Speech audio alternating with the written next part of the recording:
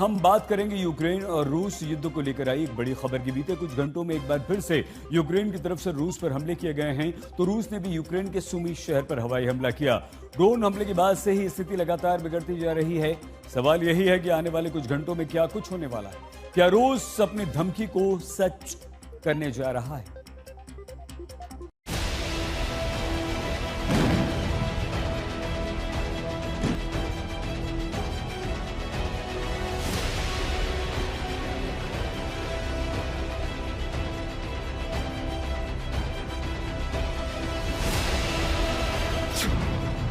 Putin का बहुत बड़ा ऑर्डर आ गया।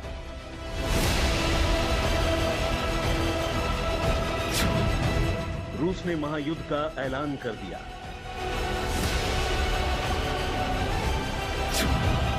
क्या सबसे घातक मिसाइल दागेगा रूस? क्या एटमी हमले की तैयारी में है रूस?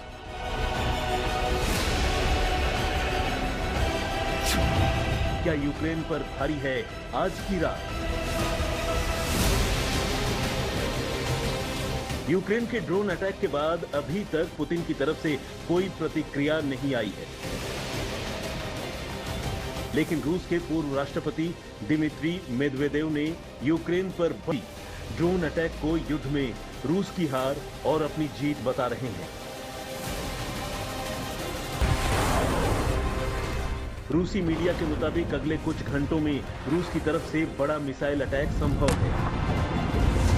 रिपोर्ट में दावा किया गया है कि इस बार रूस हाइपरसोनिक ओरेशनिक मिसाइल दाग सकता है, जिसकी जद में यूक्रेन तो छोड़िए पूरा यूरोप है। यानी रूस का प्लान आर पार की लड़ाई का है। रूस के पूर्व डिप्टी एनर्जी मिनिस्टर मिलोव ने एक इंटरव्यू में कहा है कि अगले कुछ घंटे बहुत अहम हैं। रूस की ओर से जल्द ही यूक्रेन पर जोरदार और आक्रामक कार्रवाई की जा सकती है। मतलब महायुद्ध का सायरन बज चुका है। ड्रोन हमले का बदला लेने के लिए रूस ने आज मिसाइल से यूक्रेन के सुमी पर हमला किया। ये वीडियो उसी हमले का सबूत है।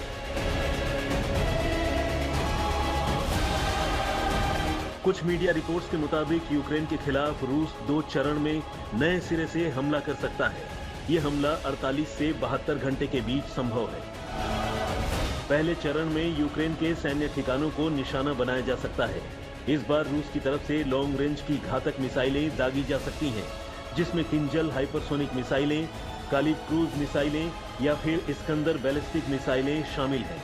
इन मिसाइलों की रेंज 3000 किलोमीटर तक है। इसी चरण में यूक्रेन की सप्लाई चेन को भी निशाना बना सकता है रूस। दरअसल पोलैंड बॉर्डर से होते हुए नेटो के हथियार यूक्रेन पहुंच रहे हैं। पहली बार हथियारों के सप्लाई रूट को रूस निशाना बना सकता है। इसका मकसद नेटो की प्रतिक्रिया को देखना है। लेकिन हमले से पहले काउंटर अटैक की संभावना को देखते हुए रूस अपने सैन्य ठिकानों, ऑयल रिफाइनरी और स्ट्रेटेजिक एसेट्स को एयर डिफेंस सिस्टम के सुरक्षा घेरे में लेगा। बड़ी बात यह है कि रूस के राष्ट्रपति पुतिन ने हाल ही में कहा था कि अगर रूस की संप्रभुता पर सीधा खतरा हुआ तो देश हर विकल्प पर विचार करेगा। यानी परमाणु हथियार का इस्तेमाल अब दुनिया के लिए बड़ा खतरा है। भले ही रूस और यूक्रेन के बीच युद्ध विराम के मुद्दे पर बातचीत जारी है, लेकिन यूक्रेन ने भी साफ कर दिया है कि आखिरी सांस तक युद्ध लड़ेंगे। दुनिया के तमाम डिफेंस एक्सपर्ट्स मानते हैं कि परमाणु युद्ध की संभावना कम है, क्योंकि रूस जानता है कि नेटो और अमेरिका की प्रतिक्रिया बहुत घातक होगी। लिहाजा रूस की तरफ से यूक्रेन पर बड़े पैमाने पर मिसाइल अटैक किया जा सकता है। इसी बात के आज रूस और यूक्रेन की तरफ से बड़े दावे किए गए हैं। रूस ने दावा किया कि बीते 24 घंटे में 1400 यूक्रेन के सैनिकों को ढेर किया गया है, जबकि यूक्रेन की माने तो बीते 24 घंटे में 1100 रूसी सैनिकों को मार गिराया है। यही नहीं, यूक्रेन की सेना ने अब तक रूस के करीब 10 लाख सैनिकों को युद्ध में मारने का दावा किया है। न यूक्रेन पीछे हटने को तैयार है और न ही रूस झुकने को तैयार है। अब सवाल यही है कि अगले कुछ घंटों में यूक्रेन के हमले का बदला क्या इतना बड़ा होगा कि महायुद्ध छिड़ जाए। आज तक ब्यूरो। और आइए अब हम आपको दिखाते हैं कि कैसे यूक्रेन ने रूस की नाक में दम करके रखा हुआ है। पहले ड्रोन हमलों से रूस के 5 एयरबेस को उड़ा दिया, 41 लड़ाकू विमानों को तबाह कर दिया और उसके बाद यूक्रेन की सेना ने रूस के कब्जे वाले न्यूक्लियर प्लांट के पास ऊर्जा ढांचे को निशाना बनाया। इस हमले से बिजली के कई सारे सबस्टेशन को भारी नुकसान पहुंचा। 7 लाख लोग अंधेरे में जीने के लिए मजबूर हुए। आइए आपको दिखाते हैं कि कैसे यूक्रेन और रूस के बीच अब युद्ध एक बार फिर से भीषण होने लगा है। रूस पर यूक्रेन के ताबड़तोड़ हमले, पुतिन का खून खौल उठा। इस्तांबुल में शांति वार्ता के कुछ घंटों बाद रूस पर फिर यूक्रेन का हमला। अब की बार रूस के ऊर्जा सबस्टेशनों पर अटैक, न्यूक्लियर प्लांट पर खतरा। जिस मोड़ पर रूस और यूक्रेन युद्ध पहुंच रहा है वो बेहद घातक होने का इशारा कर रहा है। कहां तो बात यूक्रेन और रूस के बीच शांति समझौते की चल रही थी और कहां दोनों देशों ने जंग और भीषण कर दी है। एक बार फिर 2 जून को तुर्की के इस्तांबुल में रूस और यूक्रेन बातचीत की टेबल पर आए, लेकिन जैसे ही द्विपक्षीय वार्ता संपन्न हुई, रूस ने मध्यस्थता कर रहे तुर्की को अपनी शर्तों वाली सूची सौंपी। दोनों देशों के बीच दस्तावेजों का लेन देन हुआ। इसके कुछ घंटों बाद ही यूक्रेन ने फिर से रूस के कब्जे वाले इलाकों पर हमला कर दिया। जी हां, यूक्रेन ने जापोरिजिया और खेरसान क्षेत्रों में बिजली ढांचों पर अटैक किया।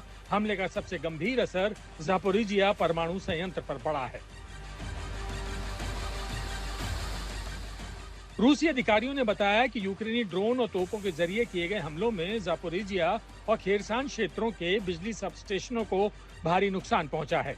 इस हमले के बाद कम से कम 7 लाख लोग अंधेरे में जीने को मजबूर हैं, जिससे अस्पताल, जलापूर्ति और मोबाइल नेटवर्क जैसी जरूरी सेवाएं भी बाधित हो गईं। आपको बता दें कि जापोरिजिया यूरोप का सबसे बड़ा न्यूक्लियर पावर प्लांट है और इस वक्त रूसी नियंत्रण में है। रूसी परमाणु एजेंसी रोसएटम के प्रमुख एलेक्सी लिखाचेव ने कहा, स्थिति नियंत्रण में है लेकिन बेहद जटिल है। हालांकि इस हमले पर यूक्रेन की ओर से फिलहाल कोई आधिकारिक प्रतिक्रिया नहीं आई है, लेकिन पश्चिमी मीडिया के मुताबिक ये 2022 में युद्ध शुरू होने के बाद से रूसी कब्जे वाले इलाकों पर सबसे बड़ा हमला हो सकता है। बड़ी बात यह है कि इस वक्त रूस पर यूक्रेन सटीक वार कर रहा है। 1 जून को इस्तांबुल शांति वार्ता से पहले यूक्रेन ने रूस के 5 एयरबेस पर 117 ड्रोन से हमले करके पूरी दुनिया को चौंका दिया। यूक्रेन के इस ड्रोन हमले के सामने न सिर्फ रूस का एयर डिफेंस सिस्टम फेल हो गया, बल्कि पुतिन की सुरक्षा एजेंसियों को भी इसकी भनक नहीं लगी। बड़ी बात यह है कि रूस के जिन 5 एयरबेस को यूक्रेन ने ड्रोन हमलों से उड़ाया, वो सब यूक्रेन से बहुत ही दूरी पर थे। बेलाया एयरबेस इरकुत्स्क ओब्लास्ट यूक्रेन से 4300 किलोमीटर दूर है। ओलेनिया एयरबेस मुर्मांस्क ओब्लास्ट यूक्रेन से 3674 किलोमीटर दूर है। डाइगिलेवो एयरबेस रियाजान ओब्लास्ट यूक्रेन से 2161 किलोमीटर दूर है।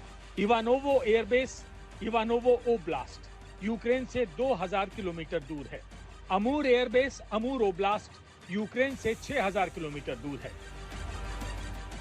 ऑपरेशन स्पाइडरवेव से यूक्रेन ने अपने सीक्रेट मिशन से सबको चौंका दिया। यूक्रेन ने अपने ऑपरेशन स्पाइडरवेव के तहत रूस के 5 एयरबेस पर कंटेनरों में छिपाकर एफपीवी यानी फर्स्ट पर्सन व्यू ड्रोन भेजे। यूक्रेन ने 117 ड्रोन को कंटेनर पर सवार लकड़ी बक्सों में छिपाकर रूस के अलग अलग एयरबेस के करीब पहुंचाया। फिर रिमोट से कंटेनर की छत हटी और फिर विस्फोटकों से लैस यूक्रेनी ड्रोन ने रूस के Tu-160, Tu-95 और Tu-22M3 जैसे बेशकीमती बम वर्षकों के अलावा A-50 जैसे महंगे अवाक सिस्टम समेत 41 लड़ाकू विमानों को तबाह कर दिया। A-50 विमान बहुत ही रेयर हैं और रूस के पास ऐसे सिर्फ 10 विमान हैं। साथ ही यूक्रेन की तरफ से संदेश भी दिया गया कि इन हमलों से रूस बातचीत के टेबल पर यूक्रेन की शर्त मानने को तैयार हो जाएगा। यूक्रेन के इन ड्रोन हमलों के बाद तुर्की में दोनों देशों के बीच शांति वार्ता तो हुई, लेकिन बिना नतीजे के खत्म भी हो गई। इस बैठक में रूस ने ऐसी शर्तें रखी जिन्हें यूक्रेन ने सिरे से खारिज कर दिया। रूस ने मांग की कि यूक्रेन क्रीमिया और 4 अन्य इलाकों लुहांस्क, दोनेत्स्क, जापोरिजिया और खेरसान को पूरी तरह छोड़ दे, जो रूस ने 2014 से अपने कब्जे में ले रखे हैं।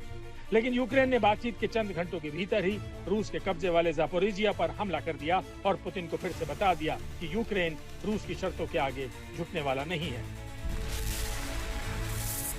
आज तक ब्यूरो।